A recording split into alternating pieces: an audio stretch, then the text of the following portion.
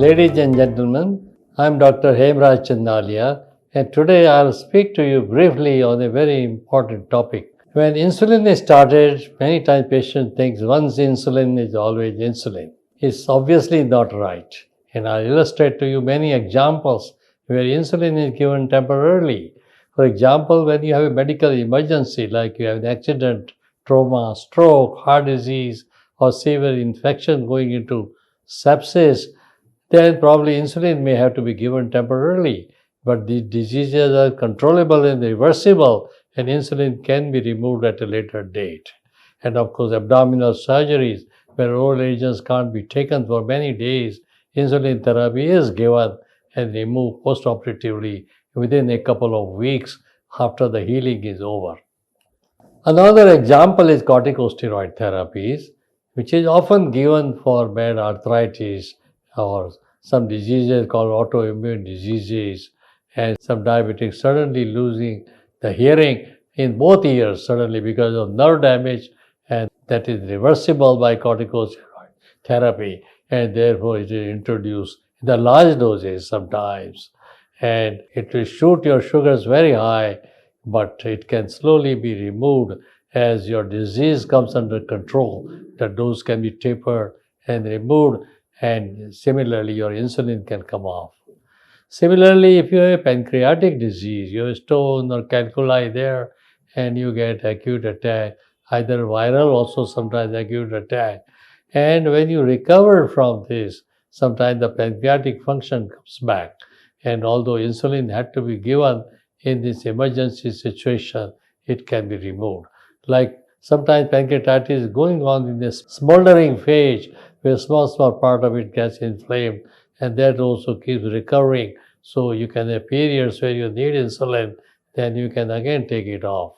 Remember that type 2 diabetes, when they require insulin, and we are discussing only type 2 diabetes in the context of temporary insulin therapy and removable insulin therapy. So there, the main cause of type 2 diabetes is insulin resistance. It is the weight, it is the extra fat in the body, under the skin, and in the liver, and in the nerves and arteries that causes problem. And by weight loss, by vigorous exercise, if you induce, then the insulin resistance disappears.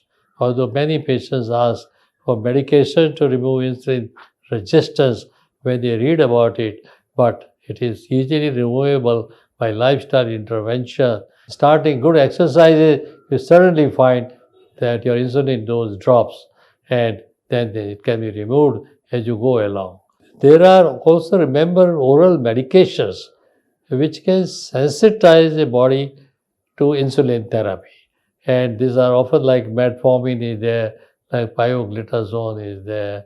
And remember, any of the other drugs even which you use nowadays, like DPP-4 inhibitors, all those groups, they bring the insulin dose down, and sometimes they bring it so much down that you can remove it.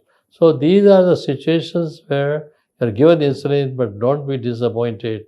It will be very easy to remove it, provided you cooperate in your lifestyle intervention strategies.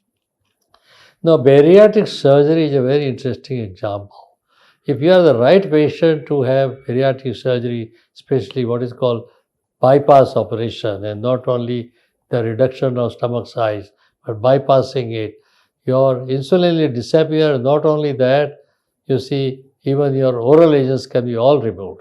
So when the surgeon tells you that I can cure your diabetes, it is correct. But of course, it is applicable to a small number of people because of the overweight people also. It has to be mostly overweight people.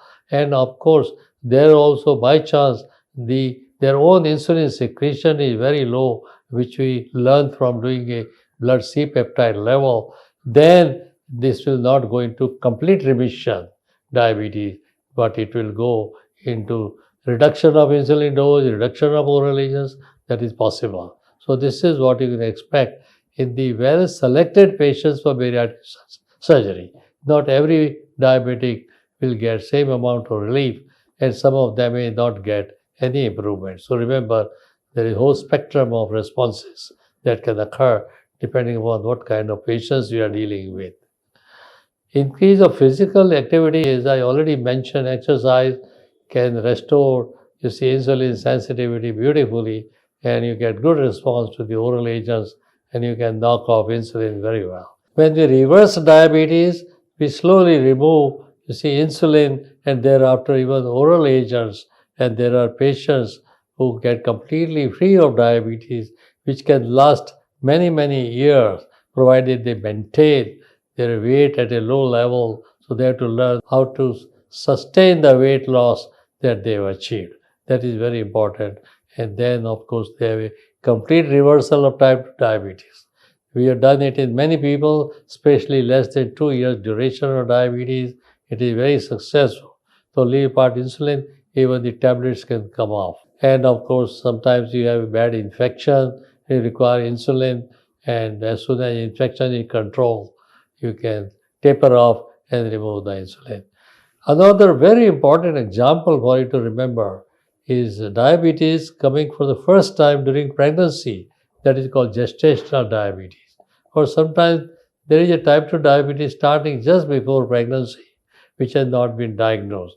And between both of them, gestational diabetes will reverse soon after delivery. It will actually go away. Only problem is if the patient puts on weight again after delivery, by a lot of extra calories provided both by mother and mother-in-law together and gains weight, then diabetes will come permanently. Gestational diabetes presents a golden opportunity to prevent emergence of type 2 diabetes, and it can be done by making sure that after delivery there is not much weight gain. The patient comes to a normal weight in spite of having a little bit extra calories, which will account for the lactation calories. And of course, if they start exercising also as soon as possible, for years they can keep diabetes in abeyance and have several decades without diabetes. However, if they gain weight and do not exercise, and weight gain is common because they are often fed extra calories by the family members, which are not required. Not more than 500 calories extra is required at the cost of lactation. So all those can be avoided, and then actually in these cases, the complete reversal of diabetes is possible, and this reversal can be made to last as long as the patient has motivation to adhere to a good lifestyle program. Thank you very much for your patient listening.